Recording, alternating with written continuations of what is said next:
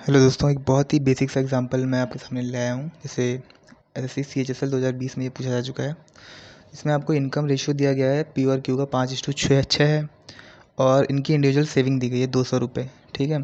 Expenditure का ratio दिया गया है 3:4। अगर ऐसा सवाल आता है तो ये तो बहुत ही बेसिक सा सवाल है, बट इंपॉर्टेंट है क्योंकि CHSL में पूछा जा चुका है ना। तो हमें बेसिक सा एक फॉर्मूला है इनकम का, ये तो पता ही होगा सबको। Income is equal to expenditure plus saving. ठीक है। अब हमें क्योंकि एक्सपेंडिचर का रेशियो दिया हुआ है तो एक काम करते हैं, पी क्यू जो है हमारा, इसको हम रेशियो में लिख लेते हैं। मान लीजिए इनकम जो होगी पी क्यू, आई पी मतलब इनकम ऑफ पी। ठीक है। तो इसका रेशियो मान लेते हैं 5x हो जाता है। एक्स क्यू हमने एक्स से मल्टीप्लाई क्यों किया है? क्योंकि रेशियो कोई एक्चुअल वैल्यू नहीं होती है ना। हमें उसे किसी से मल्टीप्लाई करते हैं तब जाके हमें एक्चुअल वैल्यू मिलती है। तो हमने मान लीजिए एक्स से मल्टीप्लाई किया तो हमें एक्चुअल वैल्यू मिल गई 5x। ये पी का इनकम हो गया। अब क्योंकि इनकम ऑफ क्यू की बात की जाए तो ये हो जाएगा तुम्हारा कितना, 6x हो जाएगा। क्यों हो जाएगा? सेम वही चीज़, एक्चुअल नहीं है इसलिए हमने ये किया। अब क्योंकि हमें इनकम पता चल गई भाई, तो एक्सपेंडिचर हम इसका निकाल सकते हैं। कैसे? Income is equal to expenditure plus saving, और सेविंग माइनस कर देंगे इनकम में से तो हमें एक्सपेंडिचर मिल जाएगा। और हमें उसका रेशियो पता है तो अब इससे इनकम फिर पी की क्यू की निकाल सकते हैं। हमें निकालना क्या है वो प्रॉब्लम तो लिखा ही नहीं मैंने। हमें क्यू का इनकम बताना है ना। ठीक है। तो ई इज इक्वल टू हमारा हो जाएगा क्या, एक्सपेंडिचर हमारा हो जाएगा कितना, इनकम। अगर हम पी की बात करें एक्सपेंडिचर की तो 5x इनकम है, -200 सेविंग हो जाएगी। ठीक है।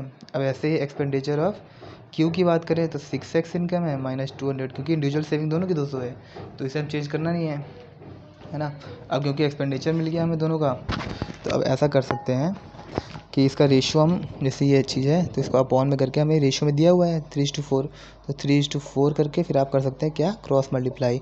अब क्रॉस मल्टीप्लाई करेंगे जब आप तो कितना आ जाएगा, 5 और 20x 20x minus 4 2 800 is equal to 3 6 18x minus 3 2 600। ठीक है। आप सॉल्व करेंगे आप तो कितना आ जाएगा, 2x इज इक्वल टू 8 इधर जाएगा तो माइनस में ऑलरेडी 200 ही आ जाएगा है ना, इधर आएगा प्लस। ठीक है। प्लस का 200, एक्स इज इक्वल टू 100 आ जाएगा। अब क्योंकि एक्स 100 आया है तो हम इनकम ऑफ पी और क्यू लिख सकते हैं है ना। एक्स क्योंकि हमारा 100 आ गया है तो हम लोग इनकम ऑफ पी आराम से लिख सकते हैं। कैसे? क्योंकि हमारा इनकम ऑफ पी क्या था, 5x था, तो भाई 5 into x 100 is equal to 500। ठीक है। ऐसे इनकम ऑफ क्यू की बात की जाए तो कितना हो जाएगा, 6 इंटू 100 दैट इज 600। तो ये हमारा आंसर हो जाएगा। ठीक है। Thank you.